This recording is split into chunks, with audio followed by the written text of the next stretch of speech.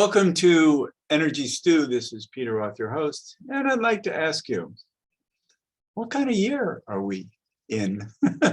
Where is it going? Do you have any idea what the future is going to bring? How can any of us have an idea? But we might have ideas, but we don't know any better. So to help us at least have estimates of this coming year, this will be a show using divining tools, prophecy tools, to look at this year in ways that the tools show us what to think about. And to help me do this is one of my close friends, and a man who's been a guest on Energy Stew many, many times, Alexander Dunlop. Alexander, welcome back to Energy Stew. Thank you, Peter. It's always a pleasure, and it's always a lot of fun to talk with you. Thanks for having me. Well, I'm expecting this to be a lot of fun because I think we're going to have good things to say. Yeah, we try. Well, we want. I mean, who doesn't want good things to say about this year? Because I think there's a lot of fear about what's happening. And so this is the big picture, though. What we're looking at is not the details so much as the overriding sense of the energies at work. And to do that, that's why we use divining tools, because they give us the energies at play. They're all about energy. And when we know the energies at play, then we can estimate what they stand for. And divining tools are something that a lot of people don't understand because they work with the divine order of the universe. And what that means is that when you put it out there and then use tools, the tools reflect what you've put out about, because that's divine order. Intention is a huge part of life.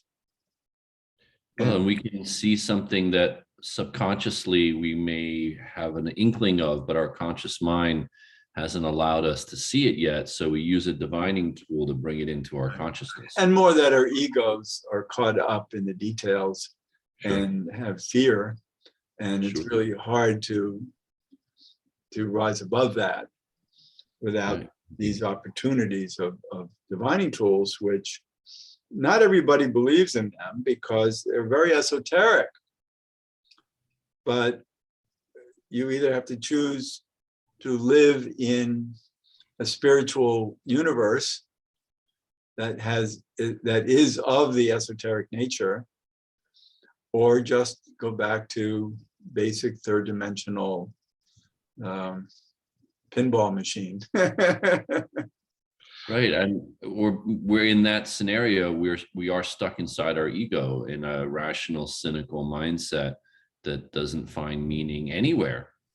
As opposed to, if we go all the way to the other side of the spectrum, what we might call an indigenous mindset, where there's meaning to be found in everything, in every sign, in every plant, every possibility. There's something to be read. There's something to divine from right, that. Because it is all in divine order.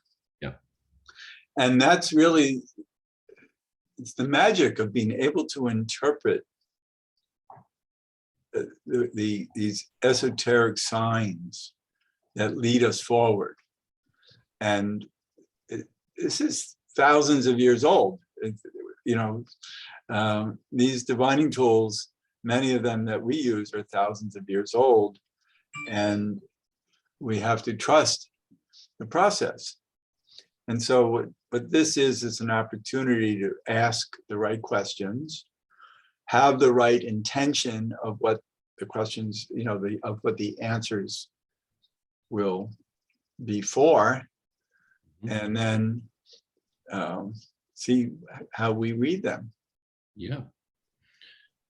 All right. And I know, Peter, you did a fun divination. You were telling me a little bit about it. it sounded really good what you did. Right. Well, we had a prophecy class on Monday night.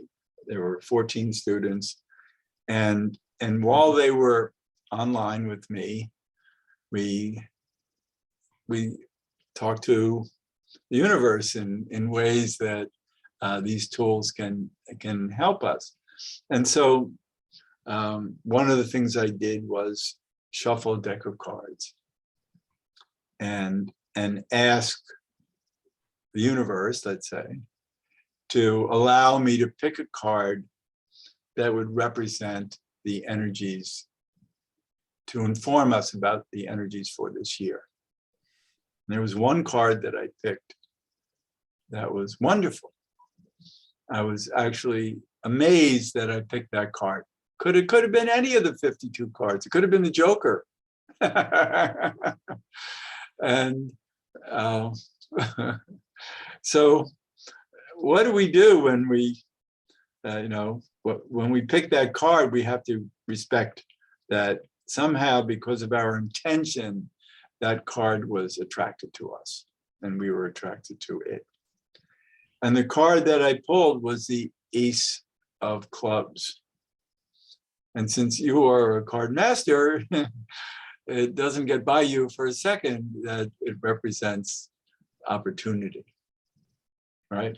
Well, I hope so. As I said to you earlier, that something new, wonderfully new, will pop into our mindset and we'll have a new mindset, which would mean letting go of fear, because that's where we've all been for the last 2 years.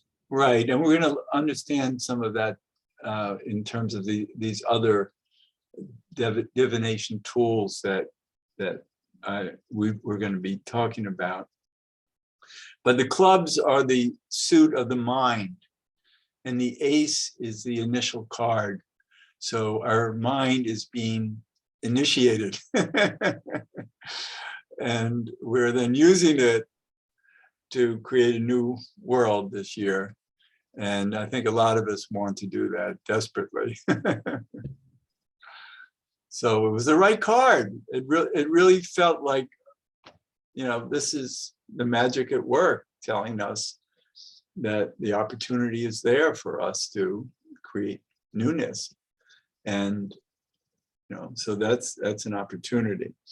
I want to come back to the Ace of Clubs with you to talk about the hand of cards that the Ace of Clubs represents, because there are cards associated with it, I think, that will also help us understand it better. But I want to go into another number of the year. This is a number of the year. Last year was a 5-year. The year before was a 4-year. Mm-hmm. So guess what? This is a 6-year. Mm-hmm. So we're in a 6th year now. So what does that say to you? Well, so first, just for your audience, 2022, we add up the digits, and 222, we get 6. That's where we're getting it from. And a 6, as we spoke about, Peter, is responsibility. And it's also about karma. And so I think that on a collective level, we are going to see some chickens come home to roost, so to speak, some reckoning of what it is that we've done collectively, how we've approached things, how we've managed or mismanaged this pandemic collectively. I believe we're going to see some karma, some karmic rewards, you mean? Could be, right? Either or, right? Positively or negatively. I mean a negative reward as well as a positive reward. Because I think those of us who have held the fort are going to be able to benefit from that. And those who have fallen into the hands of manipulators will, have some karmic responsibility to not holding their own minds. Well, one thing that I'm referring to and I'm alluding to when I say what I say is the way that we've treated children in the pandemic and kept keeping them home from school, masking them, socially distancing them. I'm starting to see studies come out where experts are realizing there's been about a 20 IQ drop among children during the pandemic, because children need social cues and to be able to read someone's face to learn how to speak and think and interact. So there's been a 20-point IQ drop among children during the pandemic. Also, to be inspired by teachers to learn, there was a big fall off because a lot of kids weren't in school or lost interest in school because Zoom class isn't really heartening to them.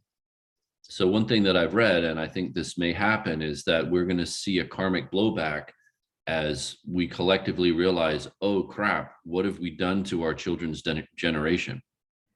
Right. So that's one thing that I think we may see in this karmic Well, year. I'm also not comfortable about injecting them. And Well, so, that too. yeah, so that's another karma issue. And so it's, my heart is out to the children dramatically. It's incredible. So the 6 is, it's karma, you know, it's saying, all right, this is a year where we're being paid back. Yep. But it's also a year of knowing how karma works, because our consciousness is living in the 6 now, and anyone whose consciousness is in the 6 feels responsible for their karma. Yeah, we can say that. And also the deeper meaning of the 6 is finding harmony. And so I hope, and we'll see how it plays out, that this year we'll find a deeper harmony, which we have not had. Right? But it's also a family harmony.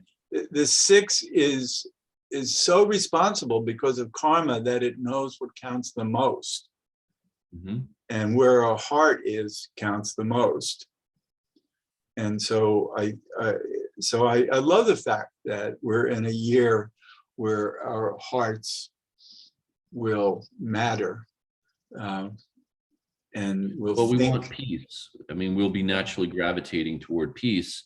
Right. Some of that may mean covering up anything that's inconvenient or whitewashing over anything that juts out and we'd rather not pay attention to. There can be that as well with the 6 energy, that we just want to smooth everything over, let bygones be bygones, and just find peace no matter what. But be responsible for everything. You know, it's We not. hope. It's a harmony that involves responsibility.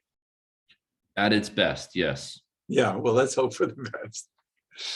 And so I'm happy that we're in the 6th year, because it really means that truth will tell, and Justice will be served one way or another.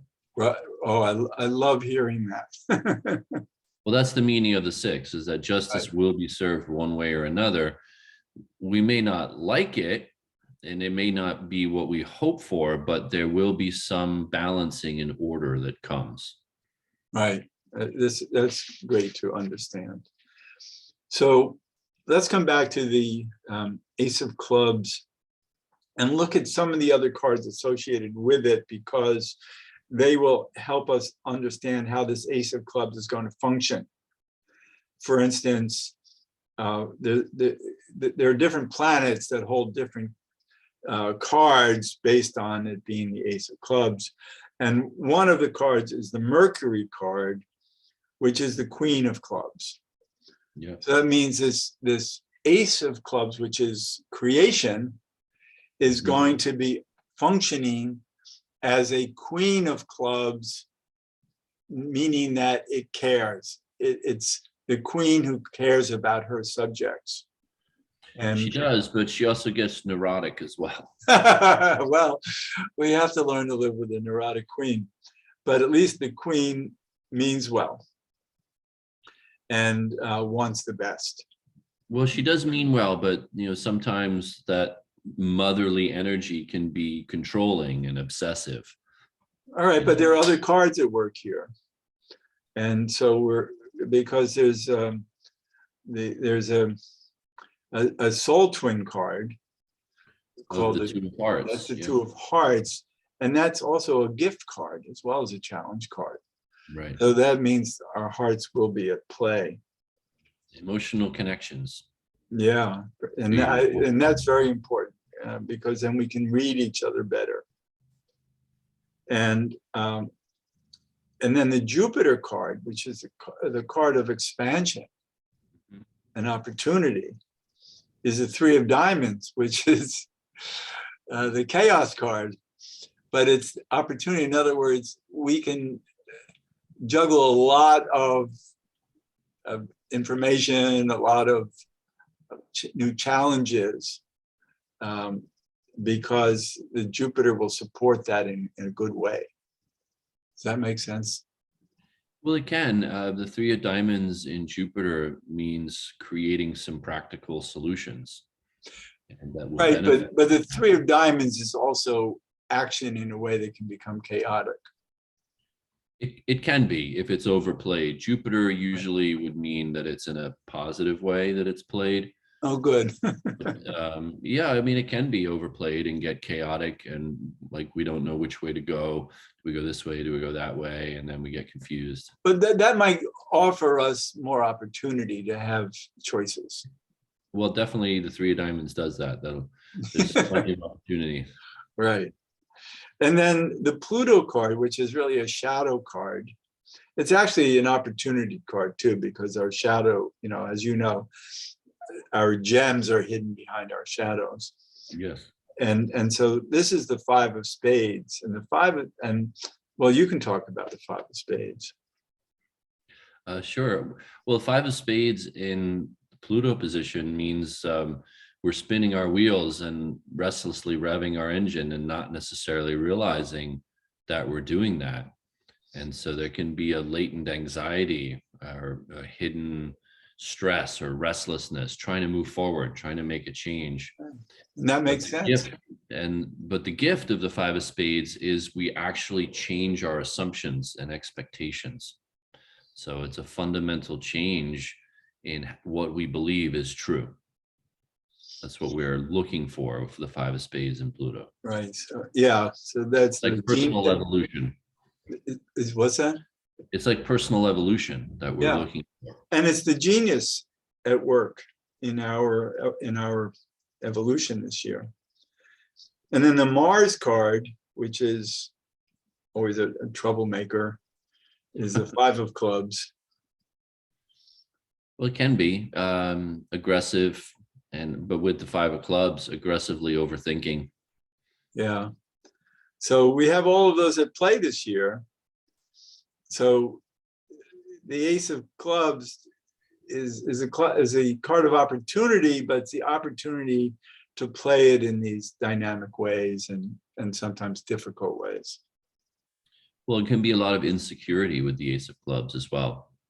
Like we don't know enough. Right. It's unknown. It's all new. So well, then, yeah. So I want to talk about the Chinese I Ching and how that works. It's also a divining instrument. It's been used for thousands of years by the Chinese, and they use it by flipping coins or drawing straws. And you say, well, how can that tell us anything? You flip coins and you get, it tells you what hexagram of the Chinese I Ching that you're seeking. And just to know that flipping coins is always accurate because it's in divine order. So however the coins land, they have to represent your intention. And so I did that, as I've been doing for more than 50 years regularly, and always finding the I Ching having amazing answers. So it really comes through. And so for those of you who know the I Ching, I drew the ninth hexagram, which is the taming power of the small. And what that means, it has success. It has success by paying attention to detail. It's about focusing your attention and being successful because you're smart in concentrating and seeking answers. And I had three changing lines if anyone knows the chain, that means that there was even more detail than just getting the 9th hexagram, that there are 6 lines in each hexagram, and 3 of them stood out as important for me to look at. And one was the first line, and it just means keeping on, good fortune, because you're paying attention. Then the 3rd line, no, it was the 4th line, is that if you are sincere, blood vanishes and fear gives way. So that means if we have honorable intentions, we will succeed. And then we had 9, we had the 6th line, which is the top line. And that line is a challenge. It says, the ridgepole is sagging. Pay attention. And if you don't pay attention to this sagging ridgepole, you will have misfortune. So right now in life, the ridgepole is sagging. That means that whatever is holding up a structure, a ridgepole that holds up a structure, is sagging to the breaking point, but hasn't broken yet. And that's what this addresses, that we're living in a world that seems to be breaking. And it's not broken because we're here talking. So, you know, there's still life on this planet. So let's make hay and work on this, on what needs to be fixed, and then we won't have misfortune. So it's a job to do. So this hexagram says, pay attention, there's a job to do. And that's, you know, no surprise. It's nice to have that. And then we, that turned into a new hexagram, because that's what changing lines create. The 28th hexagram, which is preponderance of the great. So, so this says that because the ridgepole sags to the breaking point, it furthers one to have somewhere to go. And so this actually takes us into the future, creating greatness, preponderance of the great, because we are seeking to fix things. And so this is really a wonderful understanding of this year, is that let's get to work. There's work to do. It's a 6th year. We want to be responsible. We don't want any bad karma. We want to create harmony. We want our hearts to be at work. So all of these come together in no surprising way. What is surprising is that they've created a language for us that makes total sense of what needs to happen. So what would you like to add to that, Alexander? Well, I think it's fascinating, the what you pulled with the hexagram, or what you threw. I'm not sure the correct lingo, the pulling. Right. True. It is fascinating. It does resonate, and it certainly does feel like there's work to do. And that is one of the attributes of the 6, as you've mentioned, taking responsibility. There's work to do, you know, be responsible. So we need to take action. And then from the Ace of Clubs that you pulled, that's an action-oriented energy as well. The opportunity is there, but it's about seizing the opportunity and taking action, initiating. So it makes sense to me that's certainly how I feel when I just feel into the energy in our collective field, that it is about initiating some action and taking responsibility. That's what's needed. I think we all want to do that. I think most people are fed up and want things to change, and we'll do whatever we can to make things right. Yes, I hope so. We may all have different ideas about what that means. That's different, but the whole idea of the 6 is we're seeking harmony with each other.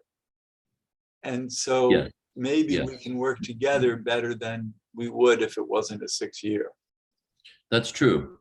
I would agree with that. You know, this 5 year that we just came out of, everybody has their own ideas, and trying to do their own thing, and there's a restlessness and a dissatisfaction. And then, yes, the 6 does bring us together more. The symbolism of the 2 straight lines, there's a mirroring effect coming together. But that can also mean vying for control, like who gets to control where we go.